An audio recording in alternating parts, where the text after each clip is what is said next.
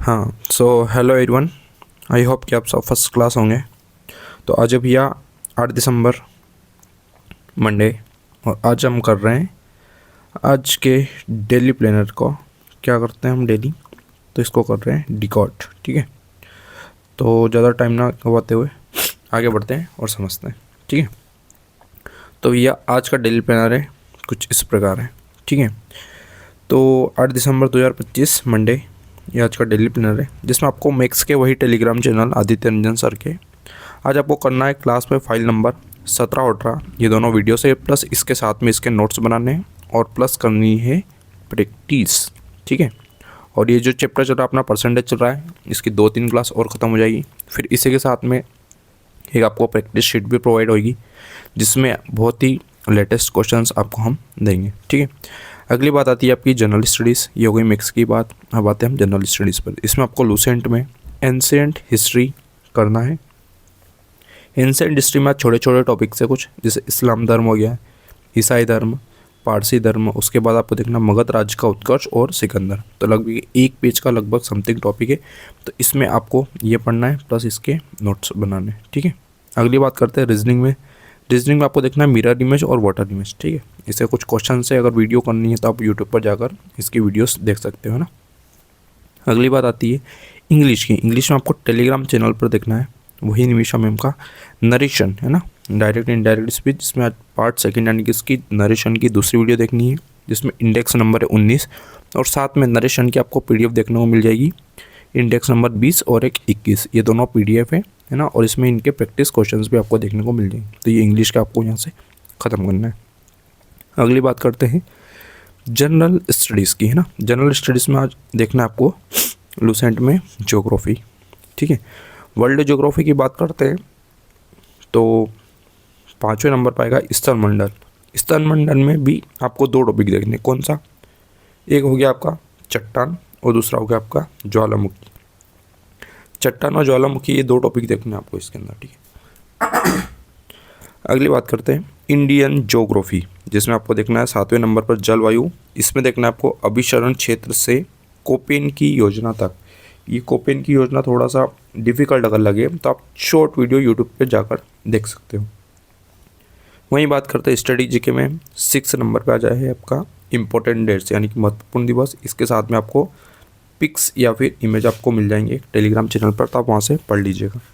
फिर बात करते हैं करंट अफेयर्स में। करंट अफेयर की 8 दिसंबर की आपको पीडीएफ मिल जाएगी। वहीं वीकली की बात करूँ तो एक वीकली पीडीएफ हम आपको प्रोवाइड करवाएंगे, जिससे 1 दिसंबर से 7 दिसंबर तक बहुत ही इंपॉर्टेंट क्वेश्चंस आपको देखने को मिलेंगे।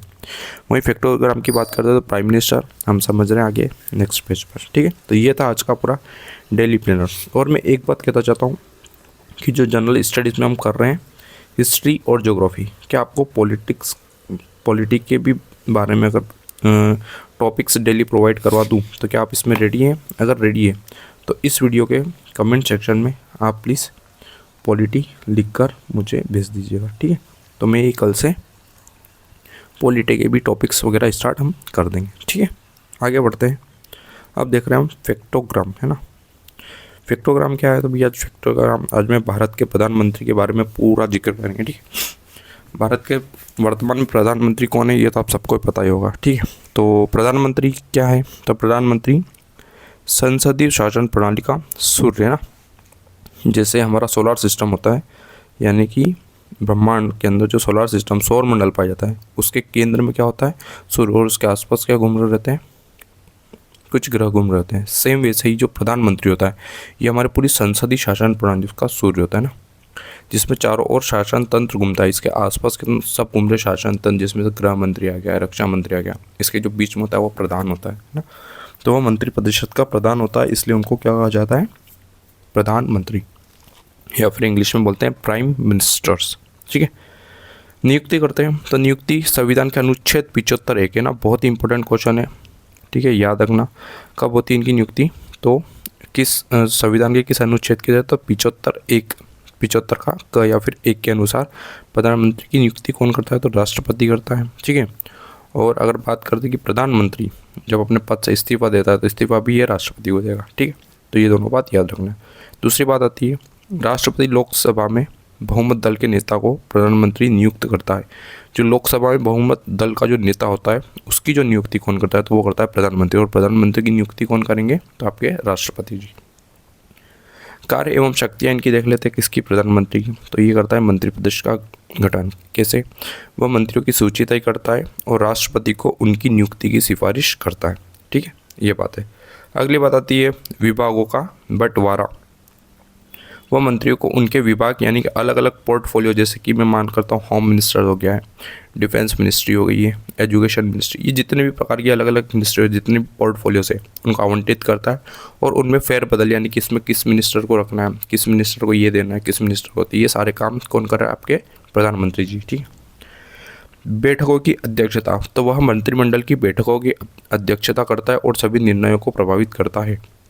मान लीजिए होम मिनिस्टर में कुछ काम आ गया है अचानक से, होम मिनिस्टर ये सबसे बड़ा मिनिस्ट्रियल होता है, सबसे बड़ा मंत्रालय होता है। मान लीजिए जैसे कि एजुकेशन मिनिस्टर में कुछ बैठक करनी, तो यहाँ पर इस बैठक की और इसमें जितने भी निर्णय होते हैं वो सब अपने पक्ष पर रखता है कौन, प्रधानमंत्री। राष्ट्रपति और मंत्री परिषद के बीच की कड़ी जो रहती है ना, जैसे यहाँ पर हो गया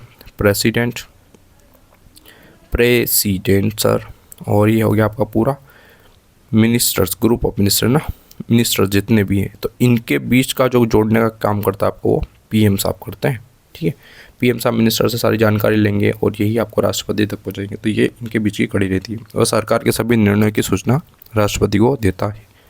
अगली बात आती है पदेन अध्यक्ष होते हैं, किस किस के होते हैं, तो वह नीति आयोग के अध्यक्ष होते हैं, राष्ट्रीय विकास परिषद, अंतर्राज्यीय परिषद, राष्ट्रीय जल संसाधन परिषद का पदेन अध्यक्ष होता है। और भी जैसे कि सोमनाथ मंदिर का जो ट्रस्ट है उनके भी जो है सोमनाथ मंदिर ट्रस्ट के भी अध्यक्ष कौन होते हैं, तो वर्तमान मतलब पदेन प्रधानमंत्री होते हैं। मतलब नहीं, ये सदन का नेता आएगा, यहाँ लिख देता हूँ मैं, सदन का नेता। तो सदन का नेता, तो वह राष्ट्रपति को संसद का सत्र बुलाने एवं सत्रावसान करने का परामर्श करता है। तो ये क्या करते हैं, तो ये राष्ट्रपति जी को बोलते हैं कि आप सत्र बुलाओ, है ना, सत्र बुलाओ, कहाँ पर भी, राज्यसभा लोकसभा कहाँ पर भी। तो आप ये कौन काम करता है, तो प्रधानमंत्री राष्ट्रपति जी को संसद का सत्र बुलाने के लिए एवं सत्रावसान करने का परामर्श देता है। अगली बात का लोकसभा भंग करना, वह किसी भी समय राष्ट्रपति को लोकसभा भंग करने की सिफारिश कर सकते हैं। ये जो भैया आपके प्रधानमंत्री है, अगर ऐसा लग रहा है कि लोकसभा में कुछ ज़्यादा ही और हो रहा है, तो ये राष्ट्रपति जी या फिर प्रेसिडेंट को यहाँ का जो लोकसभा का पूरा सिस्टम उसको भंग करने यानी कि पूरा ख़त्म करने की सिफारिश कर देता है। अगली बात आती है आपकी अवधारणा। अवधारणा में क्या है, तो प्रधानमंत्री का त्यागपत्र या मृत्यु होने पर पूरी मंत्रिपरिषद का स्वतः ही विघटन हो जाता है। मान लीजिए ये हमने स्टार्टिंग में पढ़ा था कि क्या होता है, ये सूर्य किसके जितना भी शासन प्रणाली, अगर ये ही पूरा ख़त्म हो जाएगा तो ऑब्वियसली जितने भी पूरा हमारा सौर मंडल वो पूरा ख़त्म हो जाएगा। सेम ऐसा ही अगर पीएम है ना, राष्ट्रपति, अगर पीएम ही ख़त्म हो गया तो ये जो मंत्रिपरिषद ये भी पूरा ख़त्म हो जाएगा, लेकिन जो प्रेसिडेंट है वो तो रहेगा। ठीक है, तो विघटन है क्योंकि वह प्रधान है, जबकि किसी अन्य मंत्री के इस्तीफे से केवल एक पत्र रिक्त होता है। मान लीजिए जैसे कि हमने लास्ट कंडीशन पढ़ी प्लूटो को अब ड्वार्फ प्लैनेट नाम दे दिया, ये प्लैनेट की कंडीशन से बिल्कुल हट गया। तो इसके जाने से पूरा सौरमंडल से जितना भी सौरमंडल इस पर कोई फ़र्क नहीं पड़ा, लेकिन एक सूर्य से पड़ता है। वैसे ही किसी मिनिस्टर यानी कि ये जो मिनिस्ट्री है, किसी एक मिनिस्टर के जाने से कुछ भी फ़र्क नहीं पड़ेगा, केवल और केवल जैसे मान लीजिए एजुकेशन कोई मिनिस्टर है, वो अगर उसने पद से त्याग दिया तो पूरा जो प्रधानमंत्री और मंत्रिमंडल है उस पर कोई भी फ़र्क देखने नहीं मिले, इसकी जगह एक और नया मंत्री आ जाएगा। ठीक है, तो ये थी भैया पूरे प्रधानमंत्री के अबाउट फैक्टोग्राम के बारे में। तो एट लास्ट क्या बोलते हैं हम, थैंक यू है ना फॉर लिसनिंग दिस वीडियो। और प्लीज़ आज से आपके टास्क स्टार्ट हो गए वापस से। कल हम संडे था तो हमने प्रॉपर वे में रिलैक्स ले लिया है।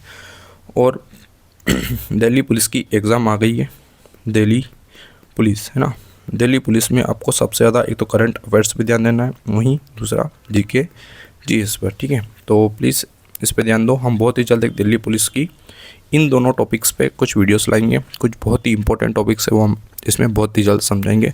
प्लस साथ में हमारा SSC GD 60 days hard day challenge चालू हो चुका है। तो प्लीज़ जिसको भी जुड़ना है हमारे इंस्टा हैंडल पर आप मैसेज करें। ठीक है, और ये कुछ इतना ही टाइप कर दे तो हम समझ जाएंगे कि आपको क्या ज़रूरत है। ठीक है, तो ये थी आज की क्लास, ये था आज का पूरा डेली प्लानर। और आई होप कि आप ठीक ही होंगे और प्लीज़ जल्दी से आपकी प्रिपरेशन स्टार्ट कर दीजिए, अभी भी कुछ टाइम ज़्यादा नहीं हुआ, ठीक है।